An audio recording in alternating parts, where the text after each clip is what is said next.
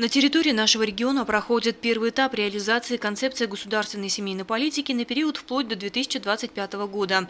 В рамках программы под контролем Юго-Восточного межрайонного центра социальной помощи семье и детям каждую последнюю субботу месяца на постоянной основе будут проходить мероприятия, которые помогут жителям города воспользоваться услугами социальной поддержки и решить свои проблемы.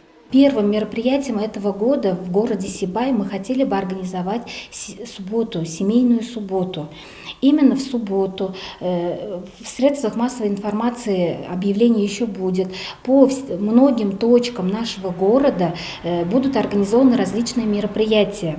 Это мастер-классы, тренинги какие-то, мини-тренинги, развлекательные мероприятия для детей, мастер-классы для родителей, лекции для родителей. Будут работать психологи, логопеды и так далее. И координатором вот этого большого мероприятия по городу будет являться наша организация. В мероприятиях будут задействованы несколько городских площадок, но крупнейшей станет Центр детского творчества, где специалисты социальной службы на бесплатной основе организуют консультирование или содействие в разрешении трудных ситуаций.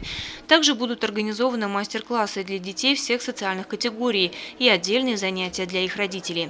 По плану карта мероприятий в рамках проекта в течение года должна расширяться по мере поступления добровольных инициатив граждан и предложений от организаций. Лена Кириллова, Екатерина Марочкина, Радмир Сингулов, Галина Раскильдина, телекомпания СТВ.